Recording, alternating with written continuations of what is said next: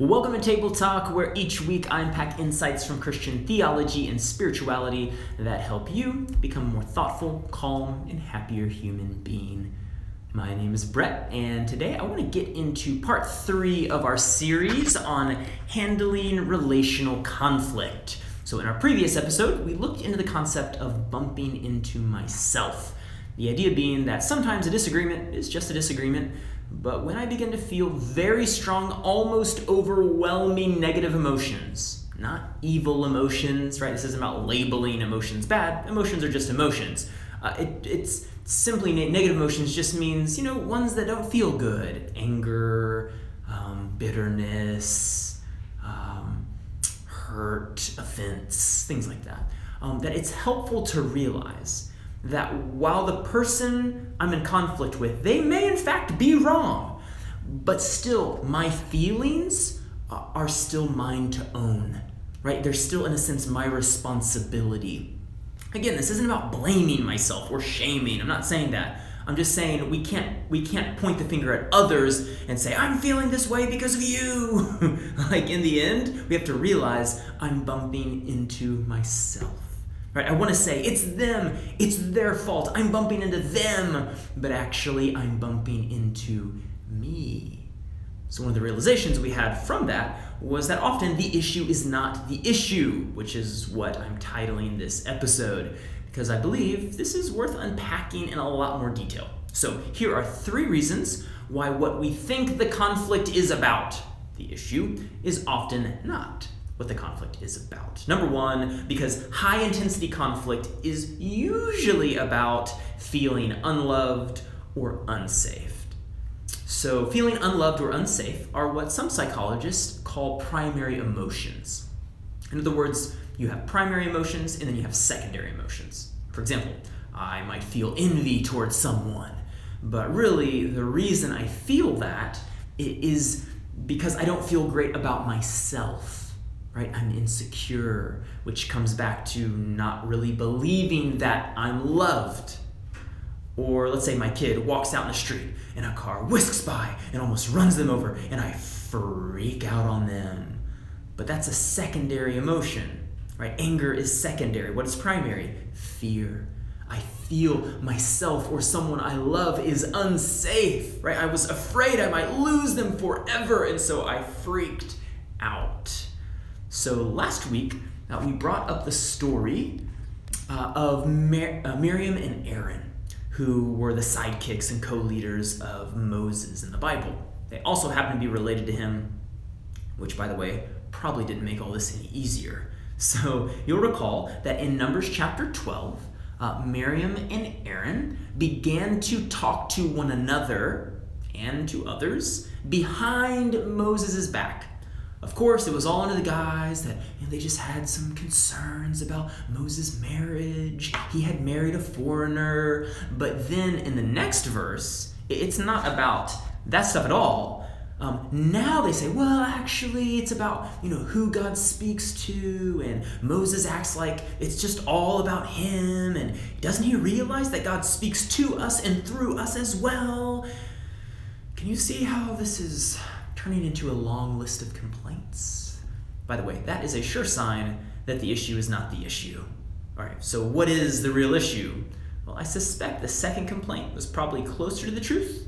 What are Aaron and Miriam feeling? Sounds like some insecurity is coming out, which is to say they are feeling underappreciated by Moses, which is in turn to say they feel unloved and unvalued.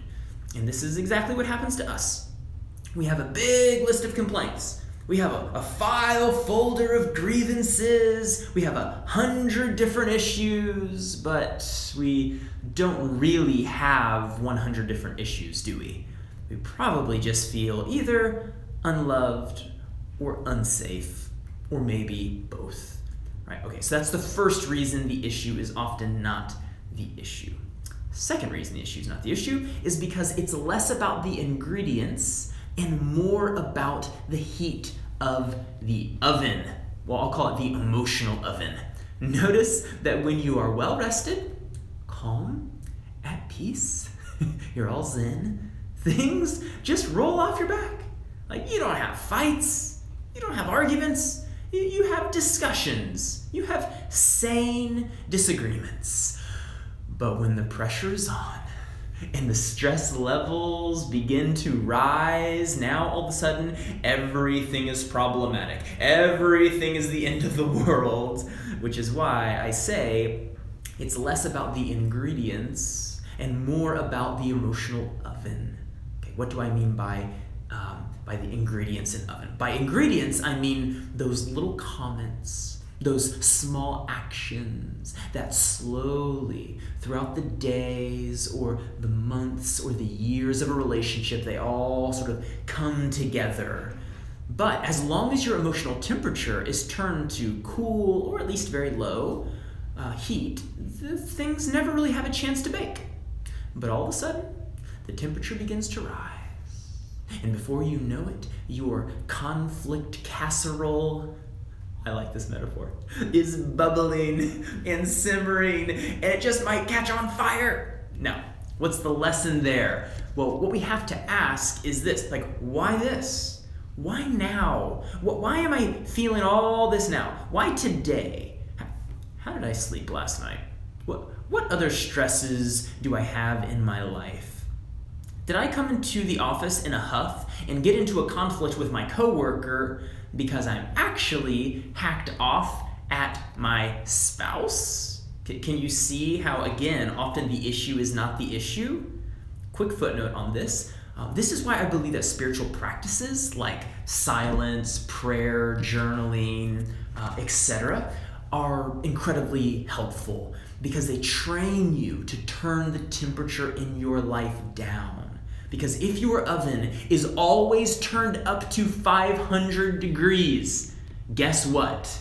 It doesn't matter what happens. You're going to feel like you're in chronic conflict because it's less about the ingredients than the heat of the oven. But if you've learned to keep that temperature low, well, you can handle almost anything someone says or does. Okay, third reason the issue is not the issue is because I'm probably avoiding the harder conversation. Anytime you find yourself locked in chronic conflict with someone, rest assured, whatever you're arguing about is not the actual issue. And often, truth be told, it's because you're too scared to talk about the real issue. For example, the wife or the husband comes home late and they get berated by their spouse night after night for being out late yet again. And this continues night after night after night. But there's a certain intensity to all of this, and it never gets resolved because the real issue is not being addressed, right? Chronic nagging, which is not just a female thing, by the way. That's a stereotype. Like, men and women can nag. Right, chronic nagging, that's a sign that the issue is not the issue. It's a sign I'm not having the harder conversation. Someone is not being honest. Because if they were honest, what they would say would be something like this: honey, I don't trust that what you say you're doing when you're out late is actually what you are doing. Right, that's the real issue. That's the real conversation. But so often we avoid the hard conversation, the real conversation, and instead we engage in this chronic back and forth tit-for-tat arguments that just go on and on and on forever. But it's a sign we're avoiding the real issue.